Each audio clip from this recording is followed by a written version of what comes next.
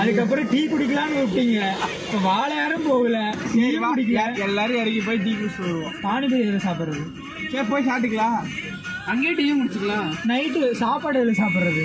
நான் சாப்பிட மாட்டேன். நீ சாப்பிட மாட்டா, எங்க வீட்டுல சாப்பிடணும்னு விட மாட்டாங்கடா. நீ போய் டீ வாங்கிட்டோ, ஒரு டீ வாங்கிட்டோ, ஆளுக்கு ஒரு வாய் குடிப்போம். நீ வண்டி திருப்பிடாம ரீல்ஸ் எடுத்துட்டு வாடா போடா. எங்க எல்லாரும் போய்